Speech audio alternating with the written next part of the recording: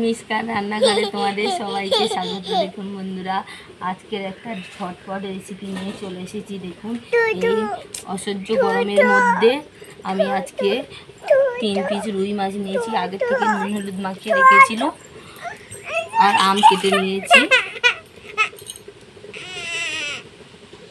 দেখুন বন্ধুরা, আগের থেকে নুন হলুদ মাখিয়ে রেখে দিয়েছিলাম। এবারে আমি কি কি উপকরণ দিই দেখুন। এখানে আম আমি 2 বড় সাইজের আম পিস করে নিয়েছি।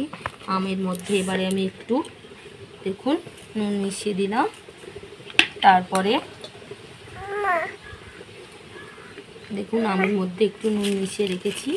এবার আমগুলো আমি দেখুন এইভাবে নুন মাখিয়ে নিয়েছি, আর একটু হলুদ মাখিয়ে নেব। এই আম রুইটা এই গরমের মধ্যে খেতে দুর্দান্ত লাগবে। একবার হলেও এইভাবে আম রুই দিয়ে একবার বানিয়ে দেখো।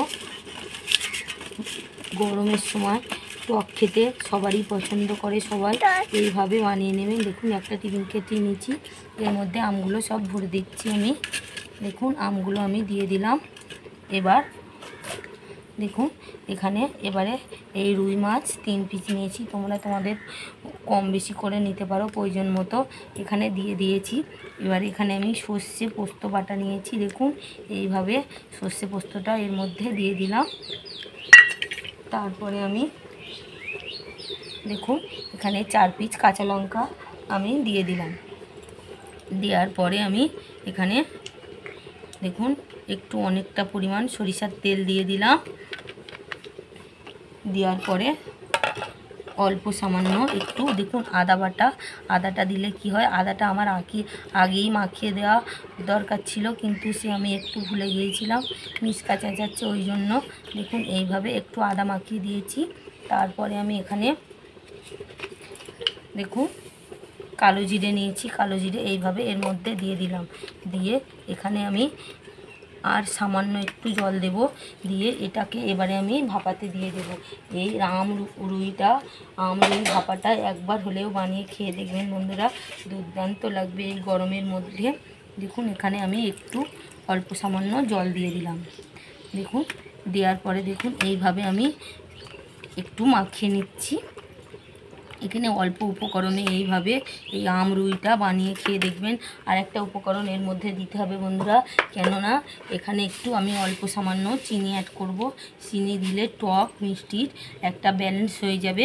দেখুন এইভাবে দেখুন আমি অল্প সামান্য চিনি নিয়েছি, নিয়ে এইভাবে ভালোভাবে মাখিয়ে নিচ্ছি। দেখুন এর সাথে একদম একটা ছোট্ট রেসিপি বন্ধুরা, তোমাদের কাছে অনুরোধ রইল না টেনে একবার হলেও এইভাবে এই আম রুইটা বানিয়ে খেয়ে দেখবেন, দুর্দান্ত লাগবে। এখানে কোনো গুঁড়ো মশলার কোনো ব্যাপার নয়, এখানে একটু কাঁচা লঙ্কা দিয়েই এইভাবে বানিয়ে নেবে, খেতে দুর্দান্ত লাগবে। এবারে আমি এই টিফিন ক্যারিয়ার মুখটা আটকে দেব। দেখুন এইভাবে আমি টিফিন ক্যারিয়ার মুখটা আটকে দিয়ে ভাপাতে দিয়ে দেব। এইভাবে দিয়ে দিয়েছি বন্ধুরা। এদিকে একটু কড়া বসিয়ে জল দিয়েছি, একটা স্ট্যান্ড বসিয়ে দিয়েছি। এর মধ্যে আমি এবারে এইভাবে দিয়ে দিচ্ছি। দিয়ে আমি 15 মিনিটের মতো ভাপাতে দিয়ে দিলাম। 15 মিনিট পর আমি ফিরে আসছি। দেখুন বন্ধুরা 15 মিনিট পর ফিরে এসেছি। আমি এবার দেখে নেব এই আম আর রুইয়ের ভাপাটা কেমন হয়েছে। দেখুন জলটা পুরো শুকিয়ে গিয়েছে, তার মানে এটা পুরো রেডি হয়ে গিয়েছে। এবারে আমি একটু ঠান্ডা করে নামিয়ে নিয়ে ঠান্ডা করে তারপরে দেখিয়ে দেব কেমন হয়েছে। দেখুন এইভাবে আমি, এইটা গরম, আমি একটু খুব সাবধানে তুলে নেব, নিয়ে ঠান্ডা করে নেব, নিয়ে আর দেখাবো কেমন হলো এই আম রুই ভাপাটা। দেখুন এইভাবে নিয়ে নিয়েছি। এবার আমি একটু ঠান্ডা করে ঢাকনা খুলে দেখিয়ে দেব এটা কত সুন্দর হয়েছে। এই ছোট্ট একটা ভিডিও বন্ধুরা, যদি ভালো লাগে লাইক করবে, শেয়ার করবে, কমেন্ট করবে। আর আমার মিসকার রান্নাঘরে যদি নতুন বন্ধু হয়ে থাকো সাবস্ক্রাইব করে দিও, এরকম নতুন নতুন রেসিপি পেতে। আমি ঠান্ডা করে নিয়ে ফিরে এসেছি। দেখুন শুধু কালারটা শুধু কেমন হয়েছে, দেখুন দেখতে যেমন খেতেও তেমন। দেখুন এর কালারটা কত সুন্দর, একদম কোনো উপকরণ নয়, সামান্য উপকরণ দিয়ে আজকে আমি বানিয়ে নিয়েছি আম রুইটা। যদি এই আম রুই ভাপার যদি রেসিপি ভালো লাগে অবশ্যই লাইক করো, শেয়ার করো, কমেন্ট করো। আর আমার নিষ্কার রান্নাঘরে যদি নতুন বন্ধু হয়ে থাকো সাবস্ক্রাইব করে দিও। দেখুন এইভাবে আমি বানিয়ে নিয়েছি।